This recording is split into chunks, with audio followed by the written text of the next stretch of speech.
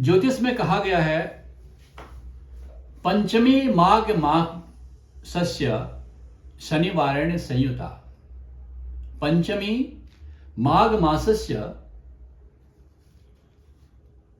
शनिवारेण संयुता।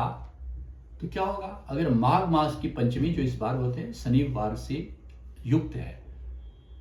मकर संक्रांति मंगलवार को हो रही है, प्रतिपदा की तिथि भी मंगलवार को है और पंचमी शनिवार को आ रही है माघ मास की। तो उसके बारे में क्या होगा बताया हुआ है, दुर्भिक्षम मृत्यु चौराग्नि भयम धान्य विनाशनम। इस समय कोई राजा है, कोई महत्वपूर्ण व्यक्ति राष्ट्र का है, समाज का है, संत समाज का है, उसको हानि की संभावना रहती है। मृत्यु दर बढ़ जाती है, चोरी उत्पात बढ़ जाते हैं, अग्निकांड बढ़ जाते हैं, भय बढ़ता है, विनाश बढ़ता है। तो उसका उपाय क्या बताया है शास्त्र में? उसका उपाय बताया है कि जब ये स्थिति है आपकी पंचमी माघ मास की शनिवार से युक्त है, शनिवार को आ रही है, तो उसका उपाय भी बताया हुआ है साथ में। माघ मासे महादेवम यो दास्यति घृत कंबलम। कंबल का दान करिए, घी का दान करिए, चावल का दान करिए, गिरी का दान करिए, वस्त्रों का दान करिए। मुख्य रूप से कंबल, गर्म वस्त्रों का दान करिए।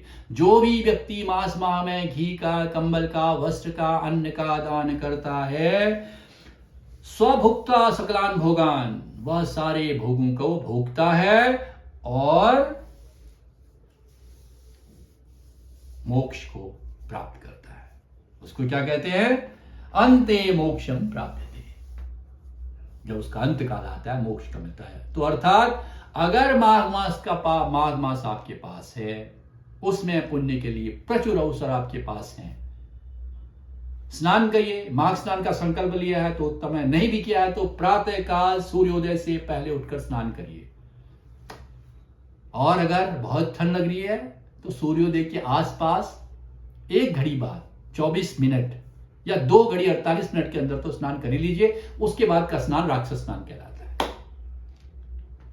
स्नान किया या नहीं किया माघ मास का उसमें कोई महत्व नहीं आएगा। दूसरी चीज, दान, कुछ ना कुछ दान करिए। धन का दान करिए, अन्न का दान करिए, वस्त्र का दान करिए और सेवा करिए, गौ सेवा करिए, बुजुर्गों की सेवा करिए, कंबल का दान करिए, गर्म मौजों का दान करिए। इसका माघ मास में बहुत महत्व, स्नान और दान। इसलिए मैं आपको पुनः बता रहा हूं कि ये माघ मास, ये वर्ष कड़ा रहने वाला है, ये पूरा संवत्सर कड़ा रहने वाला है। इस संवत्सर में कोरोना की तरह व्याधि नहीं आई, त्राही त्राही नहीं मची, लेकिन साइलेंट डेथ, साइलेंट लॉस। और उसके साथ साथ एकदम से अमेरिका को पता नहीं चल रहा है कि ये आग कहां से आई, किसने लगाई या अपने आप आई, कंट्रोल नहीं हो रहा है। मंगल की मार से बचना मुश्किल है। ज्योतिष में कहा गया है 8 ग्रह एक तरफ है, अकेला मंगल एक तरफ है। मंगल मजबूत है, 8 ग्रह कमजोर है तो भी आप जी जाओगे बढ़िया ढंग से। लेकिन अगर मंगल कमजोर है और 8 ग्रह कितने मजबूत है, इस पर नजर रखिए मंगल पर, क्योंकि इसका ज्योतिष में लगभग कोई उपाय नहीं है, पूर्णतः कोई उपाय नहीं। मंगली दोष का परिहार होता है, पूर्णतः उपाय है। कहा जाता है एक उम्र के बाद मंगली दोष नहीं लगेगा। कहा जाता है कि मंगल की का परिहार पूर्णतः नहीं हो पाता, इसलिए मंगल पूजना पड़ता है। ओम अंगारकाय नमः, इसका जप करिए।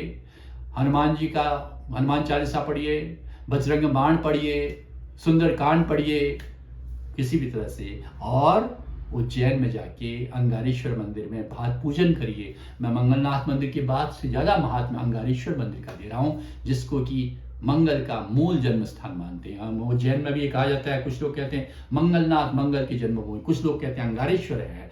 तो मैं कह रहा हूं कम से कम सरल है, अंगारेश्वर में भात पूजन करिए, आपका दिन उत्तम हो। माघ मास में जो भी परेशानी आपके सामने आ रही है वो दूर हो। नमस्कार।